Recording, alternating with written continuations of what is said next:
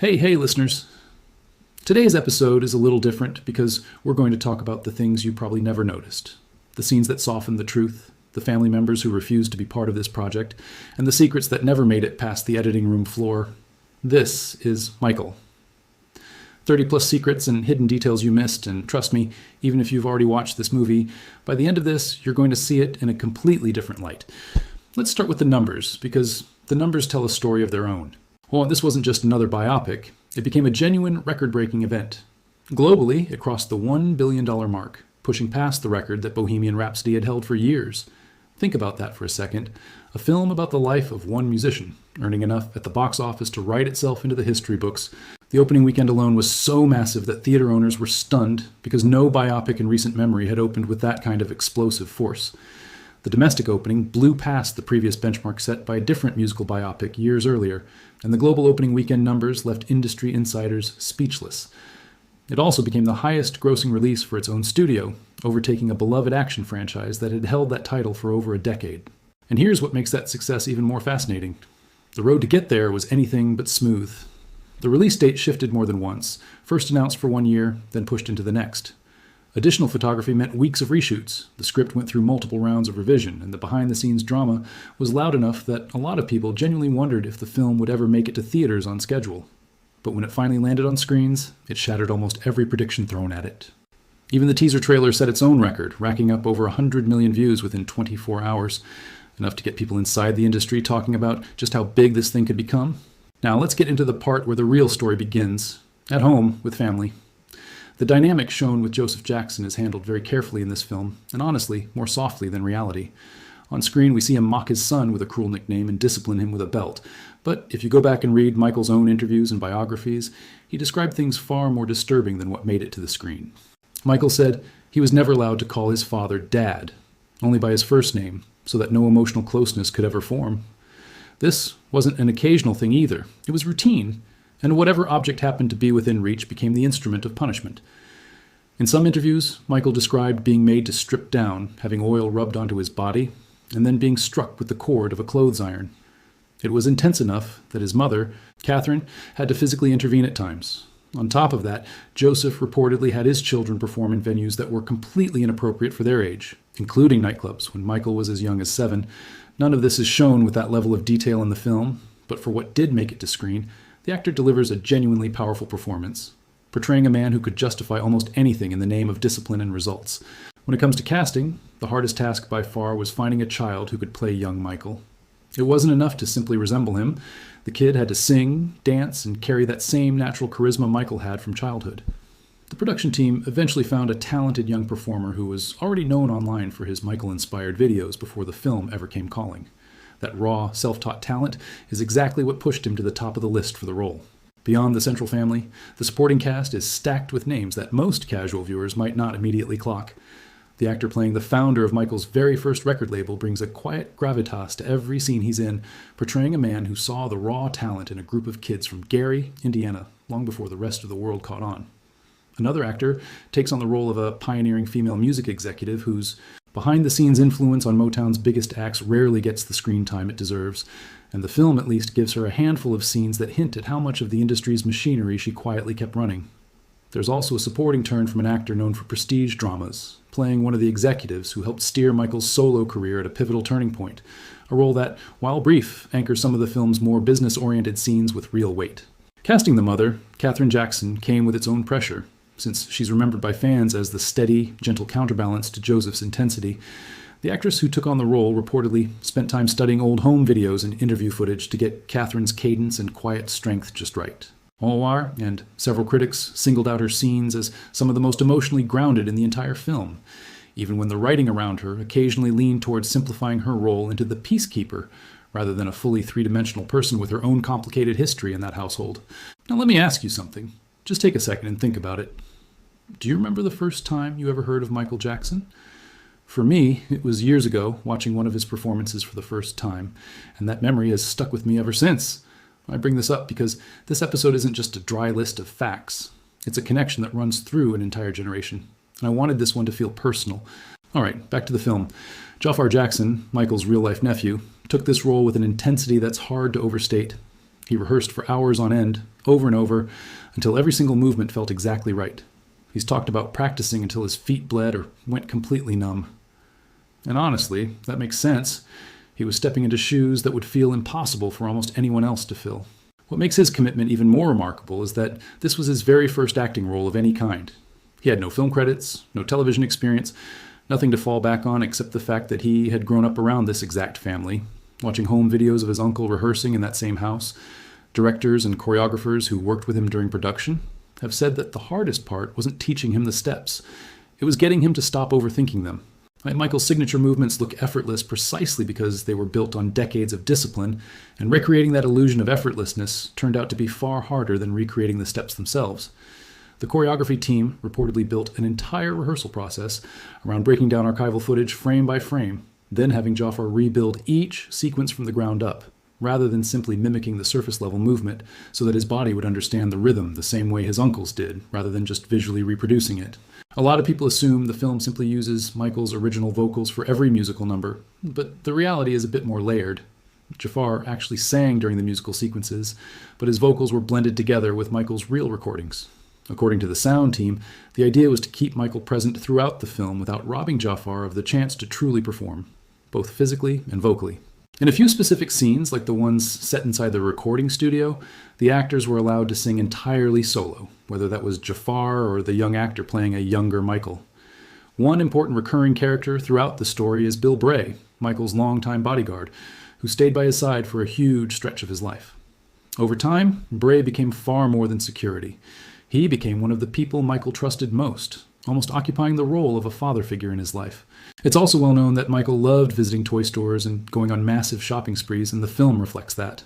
For years, people talked about his private visits to a particular well-known toy chain. The production actually recreated that exact store for filming, but the scene never made the final cut. Instead, the finished film uses a different, real toy store that Michael genuinely visited in 2009 alongside his children. During the childhood segment, we see Michael reading The Wizard of Oz, and the camera lingers on a page showing the Scarecrow. That's a subtle nod to the 1978 film in which Michael himself played the Scarecrow. That earlier project mattered for another reason, too. It's where Michael first worked with the producer who would go on to help him create one of his most iconic albums. The biopic never spells out that connection directly. It's left as a quiet wink for anyone who already knows that chapter of his career, around the same stretch.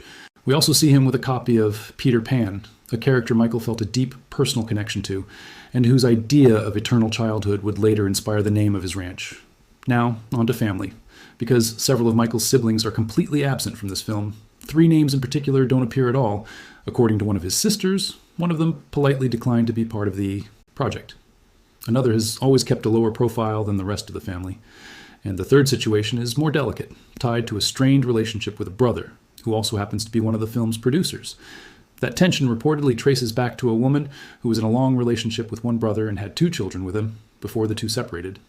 She later married the producer brother, and they had 2 children of their own, one of whom is Jafar, the very actor playing Michael in this film.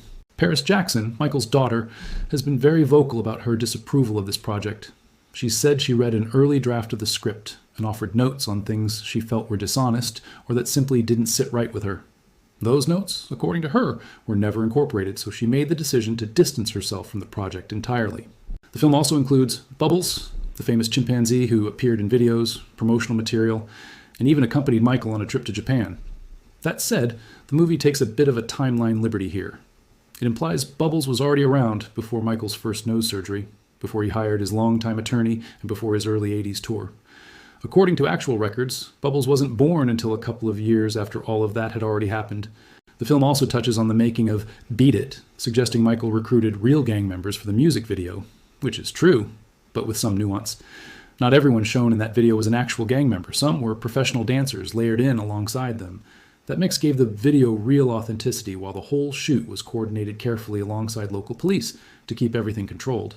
The thriller sequence was filmed with such attention to authenticity that the director shot it on the very same street where the original video was filmed more than 4 decades earlier. There's one small detail that slipped through, though. In this recreation, when Michael and the zombies clap, they clap palm to palm, while in the original video, they clapped using the backs of their hands. Michael's inspiration for Thriller reportedly came partly from classic horror films, both starring an actor famous for his eerie theatrical voice, the same actor who later lent his voice to the video's iconic spoken interlude. In this recreation, the role of Michael's on-screen love interest is played by the real-life daughter of the film's director, which is a fun detail considering the director himself is best known for gritty action films, but actually began his career directing music videos, a path he said was directly influenced by Michael Jackson. In one scene, Michael suggests a change and mentions a name, referring to the actual director of the Thriller video, who also directed a completely different film famous for one of the most legendary transformation sequences in cinema history. When Michael first saw that film, he knew immediately that he wanted a horror-themed video where he, too, could transform into something monstrous. In the final result, he didn't become a werewolf exactly. The team decided his facial features suited a more feline creature instead. Another actor, widely known for a hit comedy franchise and for voicing a beloved green animated character, shows up in this film playing a record label executive. Interestingly, this isn't his first time playing a music executive. He took on a similar role in another famous musician biopic as well. The 1984 Grammy Awards, where Michael took home 8 trophies in a single night thanks to his era-defining album, make a brief appearance in the film. According to the director, the production actually used Michael's real Grammy trophies for that scene. There's a fun moment where Michael jokes about his biggest musical rival at the time. That line is actually pulled from a real anecdote involving a choreographer-director Michael worked closely with. During preparations for what would become his big comeback, Michael reportedly told him that inspiration came to him at night, and that if he wasn't awake to receive it, those ideas would go to his rival instead. It sounds like a joke on the surface, but it reveals just how spiritually Michael viewed his own creative process. Diana Ross, one of the most important figures in Michael's life, is completely absent from this film, which feels like a strange omission. As it turns out, there was originally a plan to include her. An actress was cast, and several scenes were reportedly filmed, but her role was ultimately cut for what were described only as legal considerations, with no further details given. In one quiet scene, after finishing a Charlie Chaplin film, Michael is shown humming a song based on that film's central theme.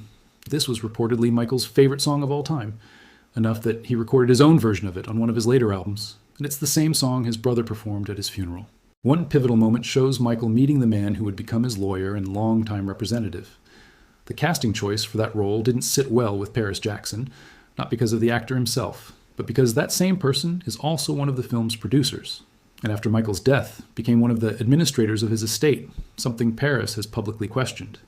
According to her, that position may have been used to elevate his own profile within the project, resulting in one of the more recognizable names in the cast, playing him. The Pepsi commercial accident, arguably the most traumatic event of Michael's life, is portrayed with disturbing accuracy in the film. Michael suffered 2nd and 3rd degree burns to his scalp, and the pain from the reconstructive surgeries that followed was severe enough that he became dependent on painkillers.